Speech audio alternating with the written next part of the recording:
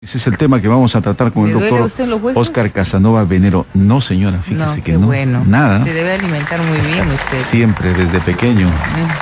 Mucha vitamina C. Bastante vitamina C y la O especialmente.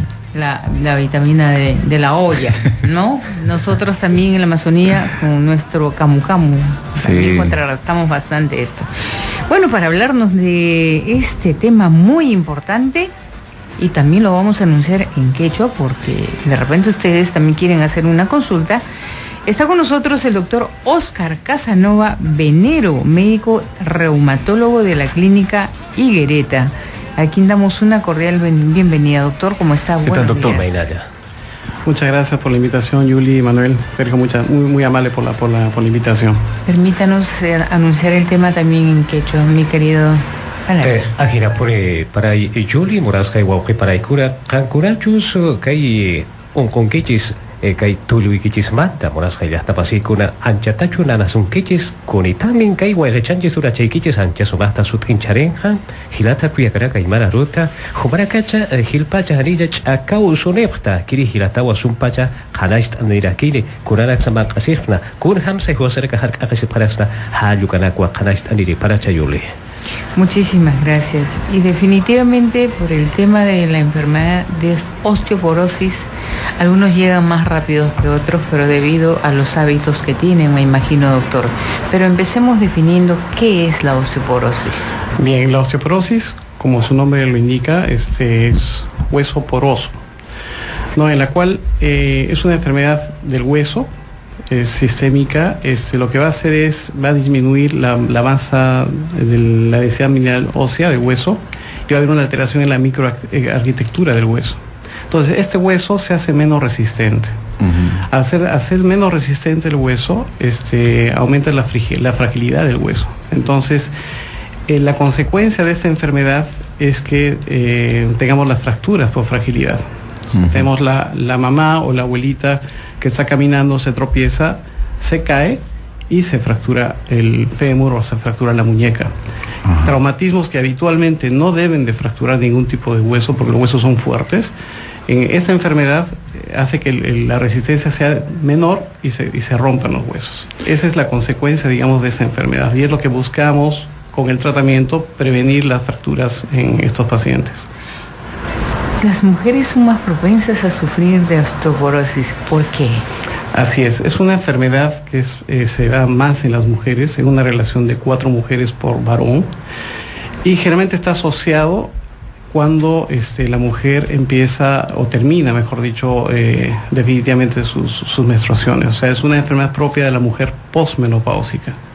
Esto es debido a que al haber ya no hormonas femeninas como los estrógenos, que son los estrógenos son los protectores del hueso, al no haber estrógenos, entonces la pérdida de masa ósea se hace mucho más rápida y más fuerte en las mujeres posmenopáusicas. Es por ello que esta enfermedad se presenta más en las mujeres. ¿Y eso es normal, doctor? O sea, el desgaste de los huesos con el transcurso de los años sí. ¿Es algo que inevitablemente va a pasar? Así es algo inevitable. El hueso en realidad es un tejido vivo, entonces el hueso continuamente está en un recambio. Entonces, en este recambio actúan 2 células que son las más principales, que son los osteoblastos y los osteoclastos. Entonces, ¿qué es lo que pasa en el hueso sano? Vienen los osteoclastos y destruyen hueso, empiezan a destruir hueso, empiezan a hacer, huecos a nivel del hueso. Y por detrás vienen los osteoblastos y forman hueso, empiezan a tapar ese hueso. Entonces, por una parte hay formación y por otra parte hay destrucción de hueso. En el niño, como es un hueso en crecimiento, obviamente la formación está mucho más que la destrucción. Cuando la mujer llega a los 18, 20 años, esta formación y destrucción llegan a un equilibrio.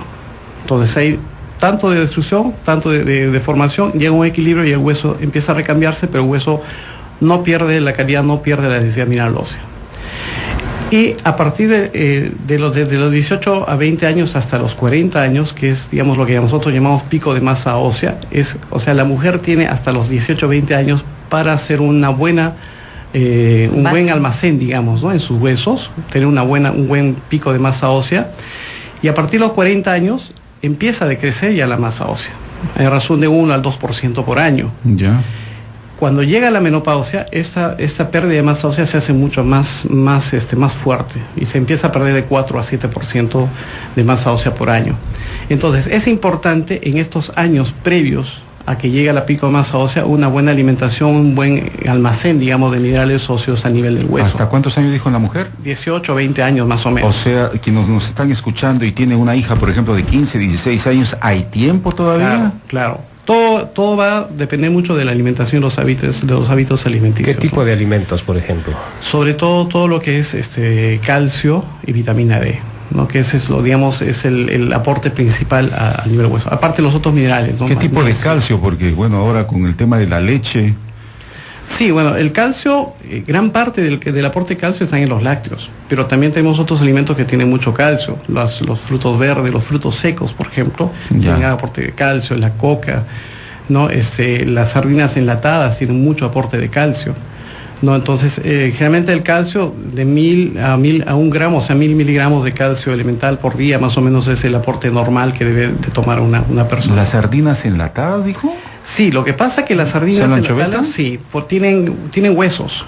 Ya. Entonces esos huesitos que están,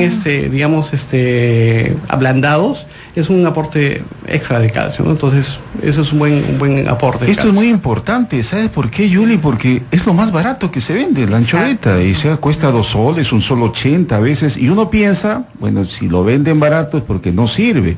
Equivocadamente, obviamente, pero usted está diciendo lo contrario. Sí. Y aparte, no solamente la alimentación, sino la parte de ejercicio, todo eso también ayuda a que los huesos estén más oxigenados, obviamente mayor aporte de minerales a nivel del hueso. Eso es algo que mucha gente no entiende, que los ejercicios, aparte de bombearte sangre por todo el cuerpo, o sea, que tu circulación sea mucho mejor, también oxigena tus huesos. Así es. Eso es algo que la gente a veces no te entiende cuando tú le explicas, y la importancia de hacer ejercicio siempre. Permítanos una llamadita.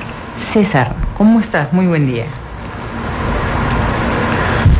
César. La otra línea parece que es. ¿Aló? Ahora sí. Hola, ¿cómo estás, César? Buenos días. Quería preguntarle al doctor qué opinión le merece lo que a mi juicio pareciera ser un callejón sin salida en cuanto al tema de los, de los suplementos de calcio, porque no hay manera de reemplazar lo que se me requiere, los más de 1000 miligramos o 1500 miligramos de calcio, si no es a través de suplementos.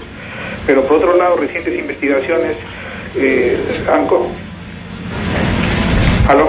Sí, le estamos escuchando. Recientes investigaciones demuestran que esos suplementos a nivel cardiovascular producen eventos, por ejemplo, coronarios. Entonces los cardiólogos en países como Estados Unidos los desrecomiendan, mientras que algunos reumatólogos siguen insistiendo en la toma de esos suplementos, que por lo demás, en términos de una dieta, es imposible de alcanzar.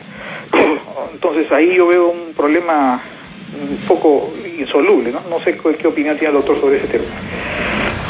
Sí, con respecto al aporte de calcio, sí hay una controversia, digamos, con los médicos cardiólogos, ¿no?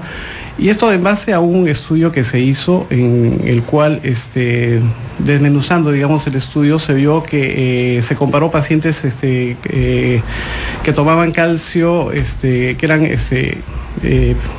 tenían una patología cardiovascular, ¿no? Y hicieron una comparación de estos pacientes frente a otros pacientes que no tenían ninguna patología cardiovascular, y se vio en el tiempo si llegaban a tener un evento cardiovascular futuro. El tema fue el siguiente, que los pacientes que fueron comparados ya estaban tomando calcio aparte, ¿no? Entonces, la comparación que se hizo es que los pacientes que tuvieron los eventos cardiovasculares estaban tomando casi el doble de calcio de los pacientes que no tomaban o que no tenían, que no eran cardiópatas, ¿no? Entonces, hay una controversia entre los médicos cardiólogos, que a veces algunos no recomiendan el calcio, y los médicos reumatólogos sí recomendamos el calcio, ¿no? En todo caso, el aporte es de 1000 miligramos de calcio diarios, ¿no? Nosotros tenemos en la industria farmacéutica dos tipos de calcio que son los más grandes, digamos, el citrato de calcio y el carbonato de calcio, ¿no? Y nosotros recomendamos más la toma de citrato de calcio, que es un calcio que se absorbe mucho más fácilmente, que no se almacena, digamos, no da de tipo de cálculos ni litiasis, y tampoco produce gastritis ni estreñimiento, ¿no? Bueno, vamos a una pausa.